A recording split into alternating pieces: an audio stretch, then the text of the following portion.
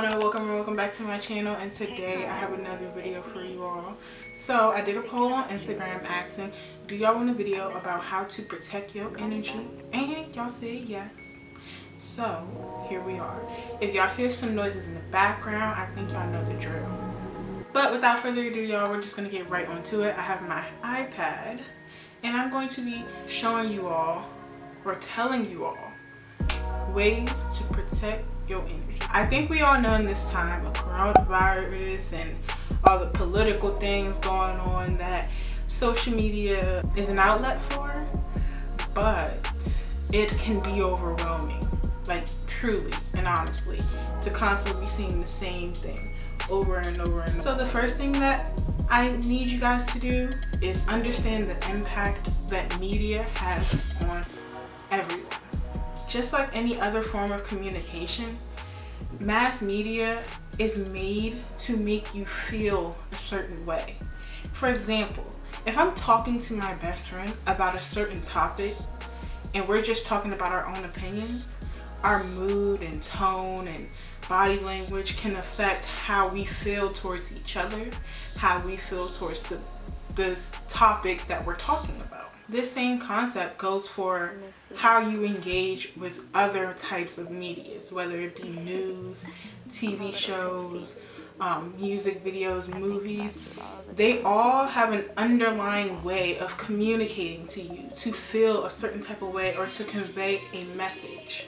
As a consumer, you need to understand the tactics that the media is using in order to sway your opinion, in order to sway your mood, in order to sway your feelings. There's a bunch of different ways that they are able to make us feel a certain type of way after reading an article, after watching a movie, after looking at your favorite TV show. It doesn't have to be political. The second thing you need to do is take some time to self-reflect. Once you start to understand how the media is making you feel, you can take some time to address those feelings. It is okay for you to feel fear. It is okay for you to feel anxious. But the thing that social media does that makes this a little different is bombards you with information constantly.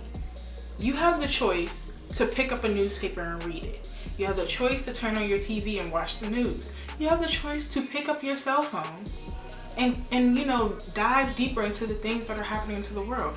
I'm not saying be blindly ignorant. I'm saying know your limits.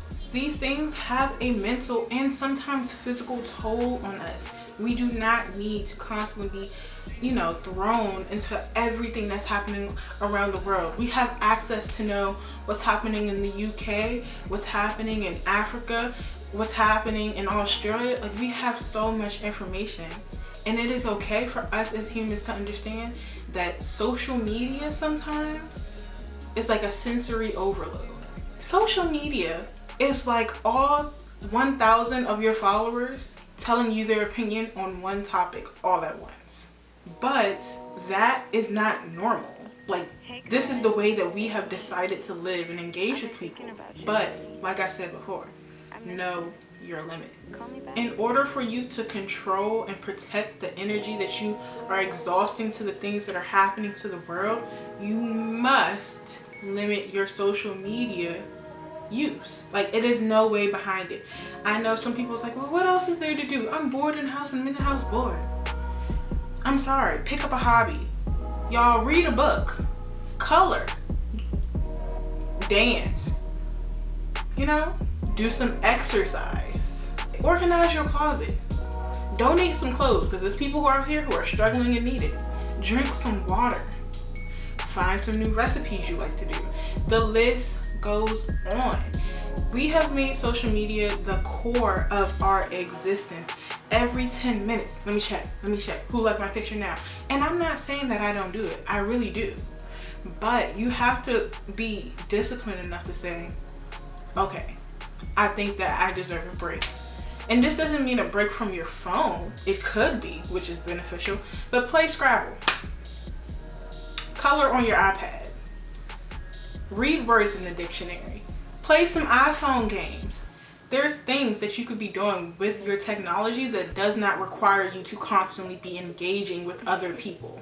iPhone has that new feature to set your screen time, and that's something that I have done. I allow myself to have 13 hours on Instagram, and I know 13 hours is a lot of time, but at midnight, Instagram gets locked, email gets locked, Twitter gets locked, all these apps get locked, because it has to be a point in time where I have to, you know, say this is enough. And if that works for you, that's great. But you also have to be disciplined enough to stick to that. And the last thing you need to do is stay educated and stay informed. Just because you're limiting the time that you spend engaging on social media does not mean that you have to be ignorant to the things that are going on. I know that the coronavirus is going on. I don't have to know how many people currently have been tested positive. Like, I know that is a thing. And the last thing that I can't stress enough is when you are on social media, do your job in deciphering what is real and what is fake.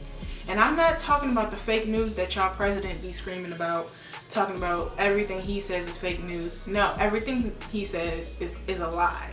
But you have to want to find out what is real, what is fake. There is a lot of things on the internet that people do believe that are not true. They're just simply false. Like, when you see something on the internet, before you decide to spend your energy on it, before you decide to believe it at face value, you need your receipts. Where is their receipt? Where is, you know, a credible source saying this happened?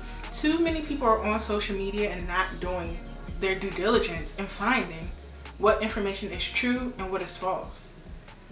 That way, people are easily able to control your mind, control what you're thinking, because they know that nobody's going to go out and fact check that. That's why the president thinks that he can say whatever he wants to say, because nobody's fact checking these things. That's how you become a sheep. And I know, you know, this talk seems a little harsh, but do your job and make sure that the media that you are consuming is true. Without further ado, y'all, that's all my tips on how to protect your energy during all these different times. Y'all, we are in a time of history. I just, it's nothing you can do but, you know, control what you can control. So stay safe, stay educated, and stay strong. I will see you guys in the next video. Bye.